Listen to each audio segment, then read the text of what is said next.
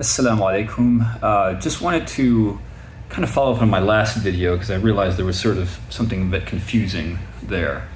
Because I was sort of treating the one and the abyss as the same. And to clarify what I mean by that is, the one is if you kind of break down all categories and sort of like unify concepts to understand them more fundamentally, etc.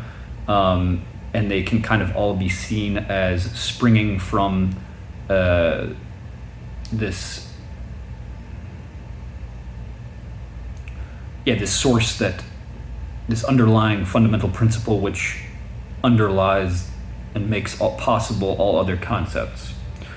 And then the abyss is kind of what you get if you sort of like try to delve into the essences of what makes things what they are, and then you kind of realize that they all rely on each other, and so there's not really anything in the essence of things. It's just this like relation. And so, and to a certain extent, these are both sort of like reductive ways of thinking and talking about it. Because like these are both reductive ways of talking about it, because it's kind of, it's both and neither. It's this paradox that if you really try to dig down deep into things, it just becomes paradoxical, pretty consistent in a consistent manner, not in sort of a random confusion way, but yeah, pretty consistently you'll find this. And a lot of mystics and philosophers talk about this kind of thing, and there's a really cool account story. I don't,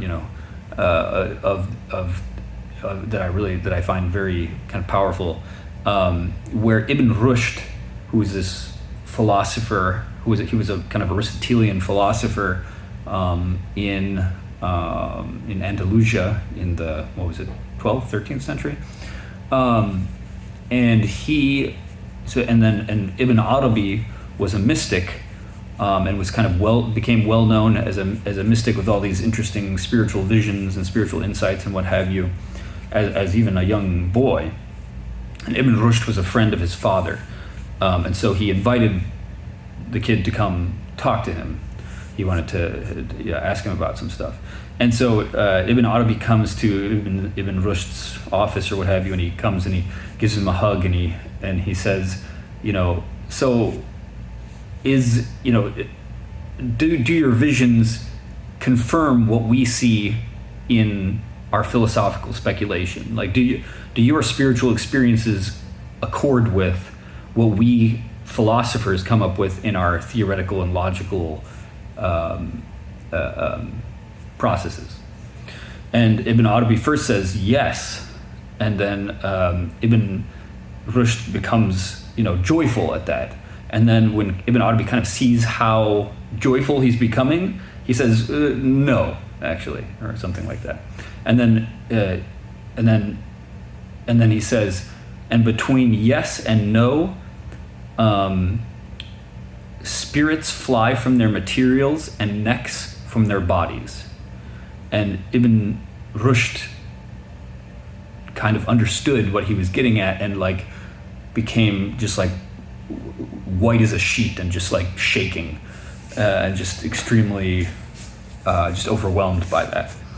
And I think this kind of it alludes to this sort of how again logic sort of keeps turning in on itself, and even when you push it and you say like and it just never ends. Like there's no like final solution, astaghfirullah, to like understanding the cosmos or something.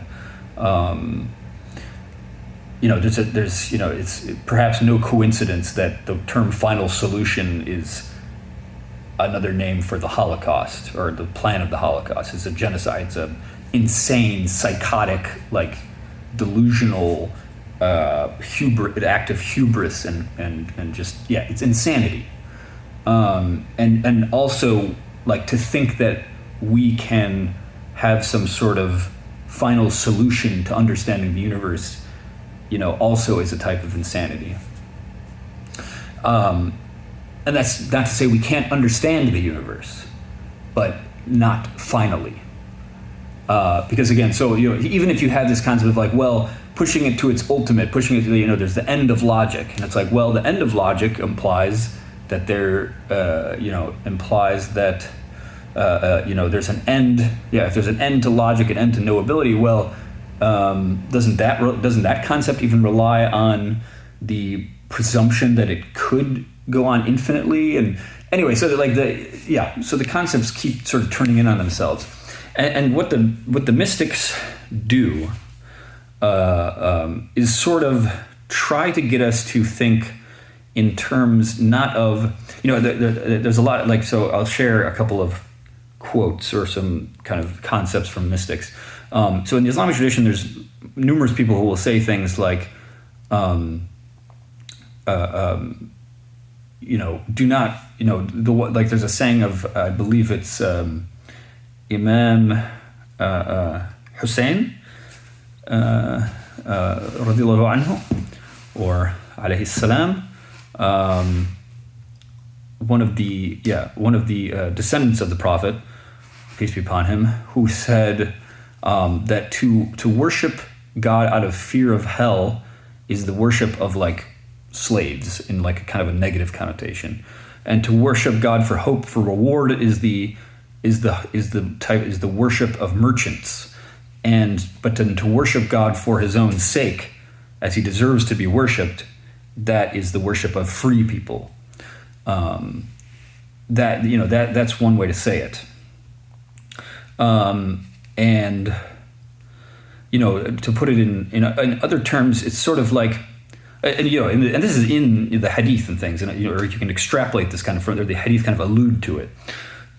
So the hadith being the teachings of the Prophet. So when, for instance, it's said that when if you make it to paradise, if you're granted access into paradise, there's all these luxuries of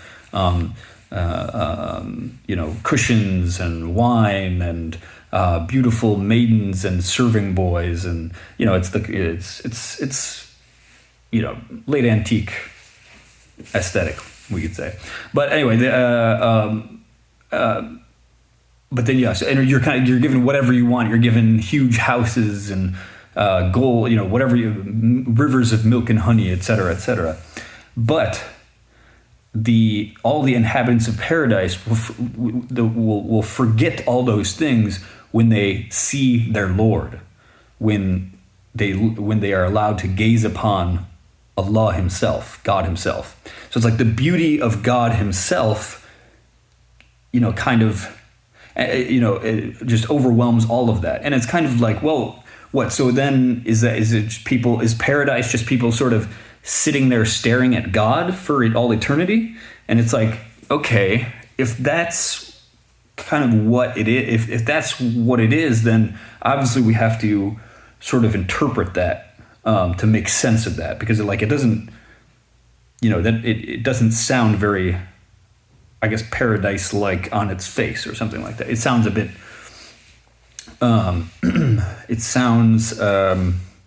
boring, I suppose, and like just it doesn't quite add up. You know what I'm saying? So like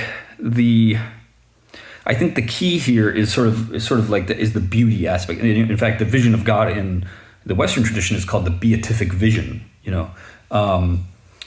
That laying your eyes upon true beauty.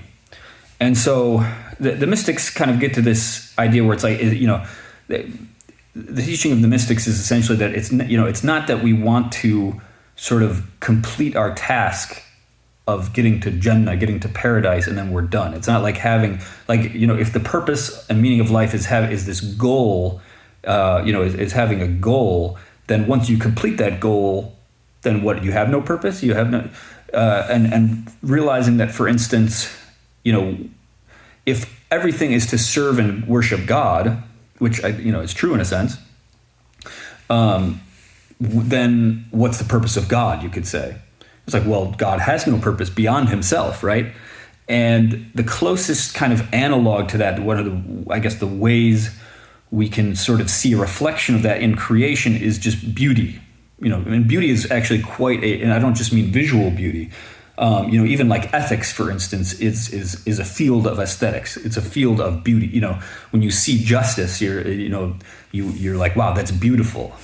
So all good can kind of be understood as a type of beauty.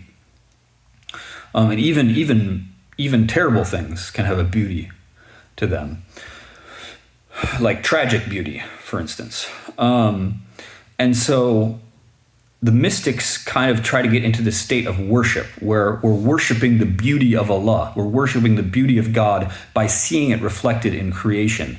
And part of that beauty is understanding logic, properly understanding, the right thing to do, which means understanding the landscape, understanding the realities, understanding how the world works, what the current situation is, what will happen if I do X, Y, Z. Understanding the system, the society and the economics and philosophy and biology and art and whatever. Understanding these things helps us to implement beauty in a deeper, a better way. But again, beauty doesn't have beauty is for its own sake. It's that analog to the beauty of God.